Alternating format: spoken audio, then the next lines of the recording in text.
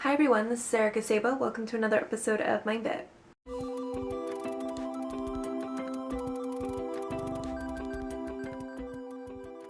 So as you may or may not have known, I have been fairly sick lately. I've been recovering, but this has given me a lot of time to check out some animes and to catch up on some animes that I haven't had time to. So today's video is more of a what have I been watching video because there have been a lot of animes and there's a lot of animes I want to talk about. Some that are way better than others, some that are just guilty pleasures, some I just like for one particular reason over every other. But yeah, so let's see what I've been watching. So first off, I want to talk about a really cute little romance show. Yeah, I know. I usually watch pretty dark, mature animes, but I can't help having my little pieces of slice of life romance animes, you know, sprinkled in there every now and again. But there's one that's now on Crunchyroll that is amazing, and that's Nagi no Asukara.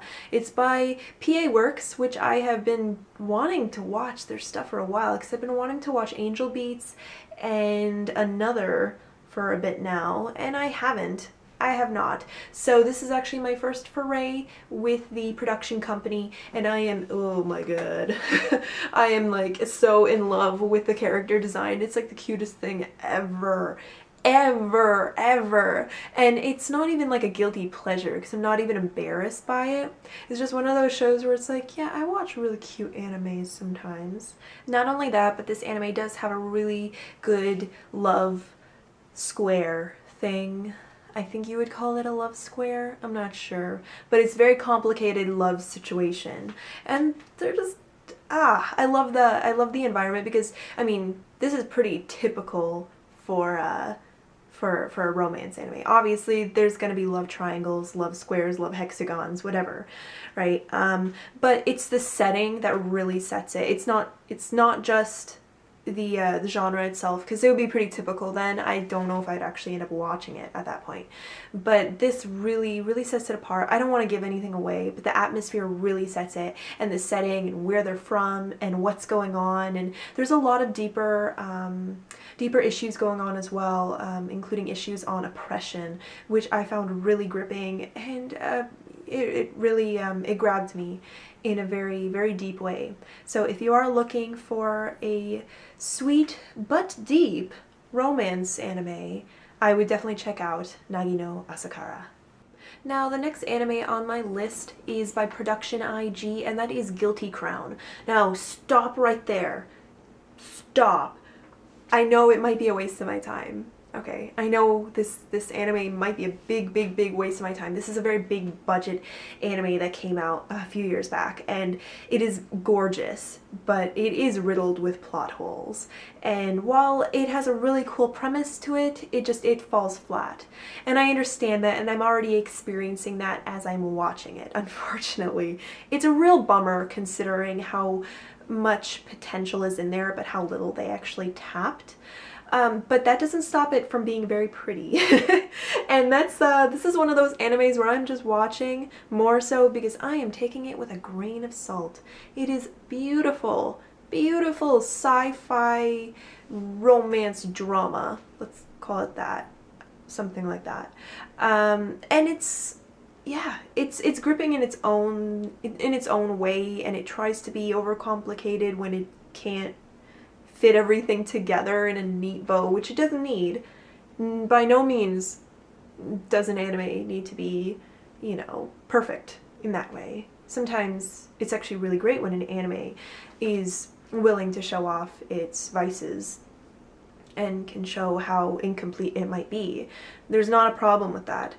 This one, I've heard some pretty disappointing comments regarding it, but you know, that doesn't stop me from wanting to watch it. I'm gonna keep watching it, and I'm gonna enjoy it as best I can. So yeah, Guilty Crown, I don't really have much more to say. I only just started it a couple days ago, but I am liking it, especially for those graphics. Now the next anime on my list is by Tao Animation, and that's Kyousougiga. Now if you're gonna watch this, keep in mind this is gonna be a big mindfuck. This is gonna be a big mindfuck. In a very cool way though, in a way that Fooly Cooly was really cool and didn't really make sense, yet it did make a lot of sense when you think think less about it, actually. So Kyousougiga is just folklore, fantasy, sci-fi to the max. It takes everything that you could love about all of those different elements and genre, and just mashes them into one in this bizarrely colorful, beautiful mess of an anime.